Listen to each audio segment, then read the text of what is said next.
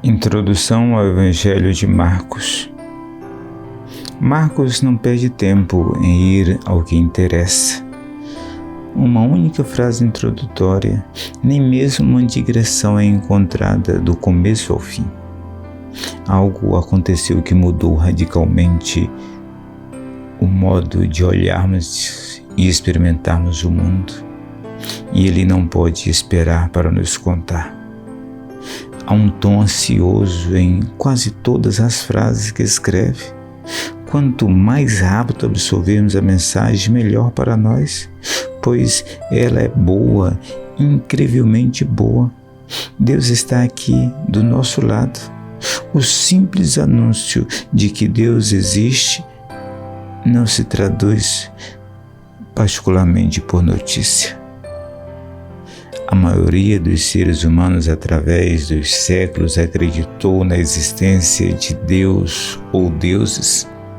Pode-se dizer que a humanidade, ao longo da história, deu mais atenção e importância à divindade do que a todas as outras preocupações juntas: comida, moradia, vestuário, entretenimento, trabalho, famílias e assim por diante.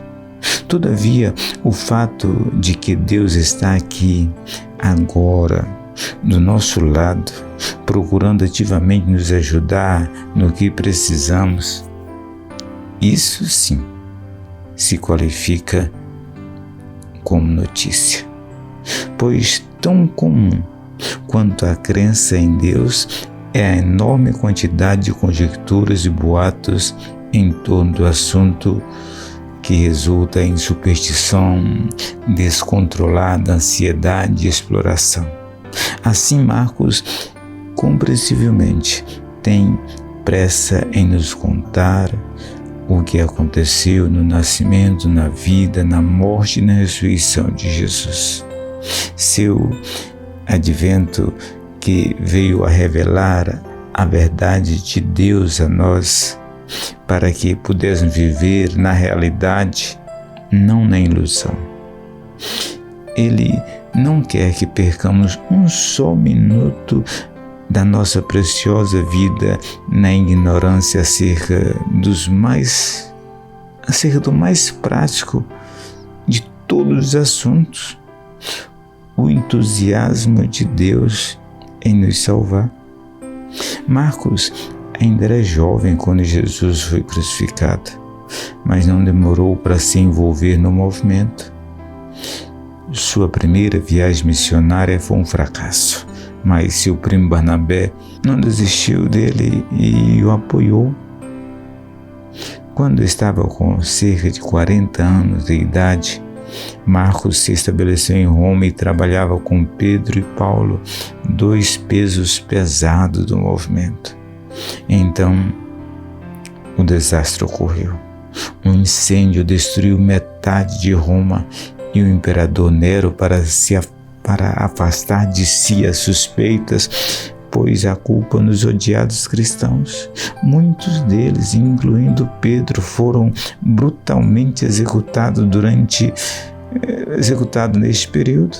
Durante muitos anos, Marcos coletou os relatos de Pedro e escreveu sobre Jesus, e, apressado pela urgência da perseguição, ele resolveu escrever toda a história.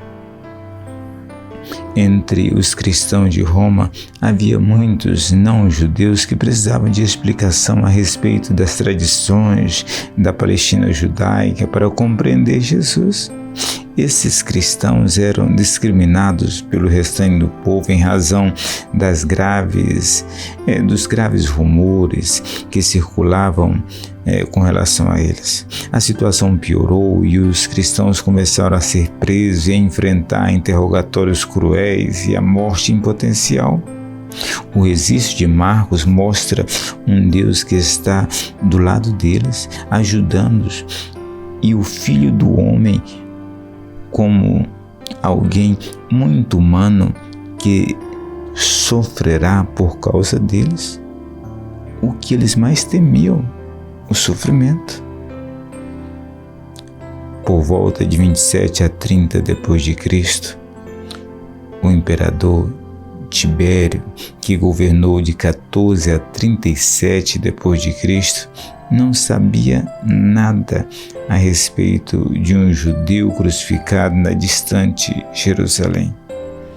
Inteligente, habilidoso, era um general na juventude. Ele sofreu pressões do padrasto Augusto, o primeiro imperador de Roma, que o forçou a se divorciar da amada esposa e casar com uma mulher que mal conhecia, como parte de um esquema para aumentar o patrimônio da família.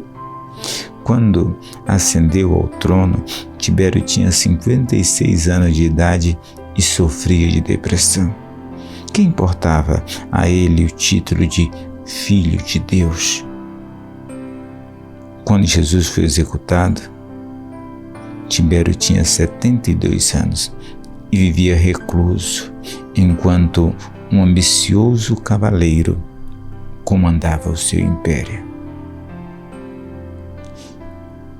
Dr. Eugene Peterson. Introdução ao Evangelho de Marcos, contido na Bíblia, a Mensagem.